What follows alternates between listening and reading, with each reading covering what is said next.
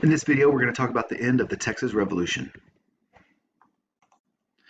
So, in the last video, we talked about the Battle of San Jacinto. Well, one of the things that makes this battle so important is not only that it was a decisive victory, but that Santa Anna is captured as a result of this battle.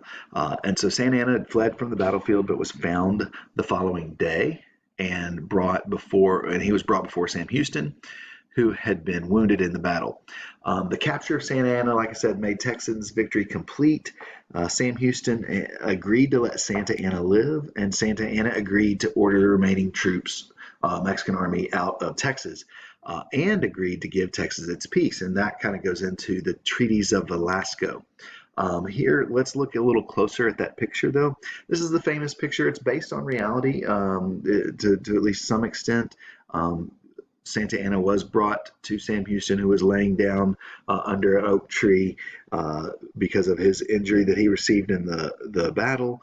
Santa Anna is this figure right here with the white pants. He's wearing the pants of a private in the Mexican army because he was disguised to not look like the general so that perhaps he would be able to escape.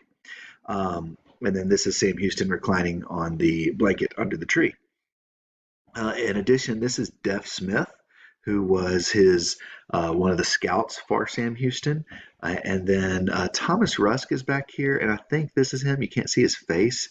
I'm not sure on that exactly. And then this is Mirabeau Lamar.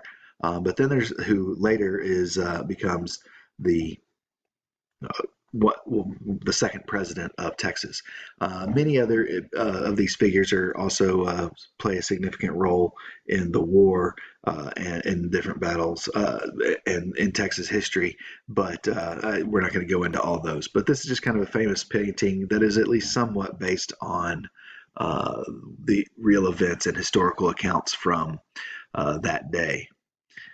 But what ultimately happens is that two treaties are signed. There's the public treaty, and on the next slide we'll talk about the private treaty, and these are known as the Treaties of Velasco. And then the public treaty, it said hostilities would cease, that Santa Anna would not take up arms against Texas. In other words, they wouldn't continue fighting. Mexican forces would withdraw beyond the Rio Grande.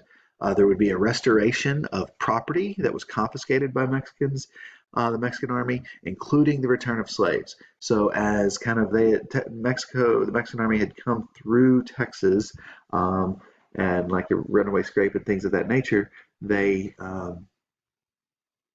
in some cases, it had certainly taken property. And in particular, slaves may have gone to this army as seen it as a refuge and a way of escape. And so any property is expected to be returned. That would, like I said, that includes slaves.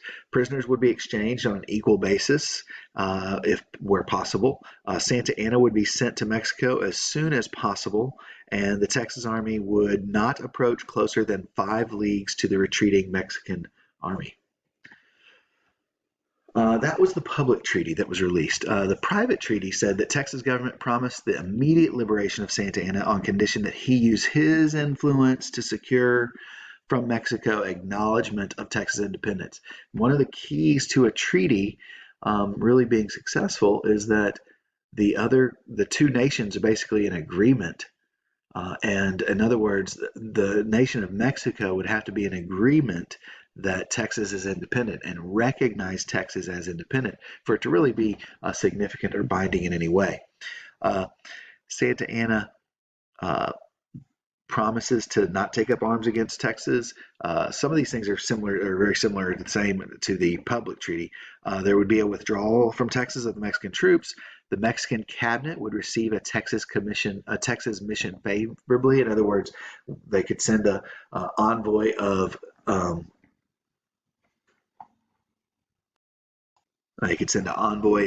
delegates on a diplomatic mission to Mexico, and they would be received, which once again kind of goes to that idea of recognizing the other side of them in the war as an independent nation. And then also they would work for a treaty of commerce, in other words, and limits specifying that the Texas boundary not lie south of the Rio Grande, so it wouldn't go further south.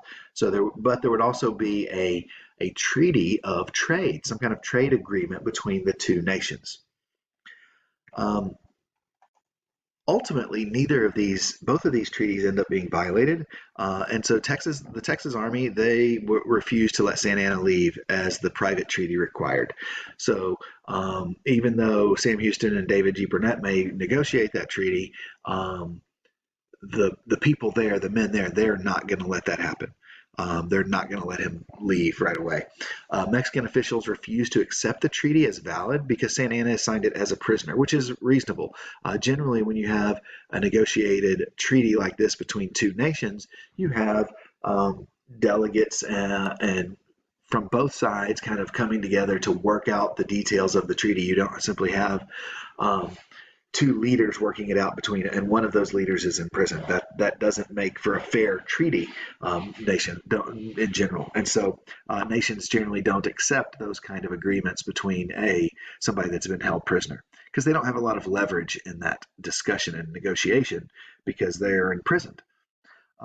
So finally, Mexico does not recognize Texas, and they don't actually ever recognize the Republic of Texas. It is not until the end of the U.S.-Mexican War and the Treaty of Guadalupe Hidalgo that Mexico recognizes Texas, but in that case, it is now Texas as a part of the United States. So that is the end of the war and kind of the main thrust of these notes. Finally, though, so while all this is happening, though, the United States is kind of watching closely, and a lot of people in the United States wanted Texas to gain independence.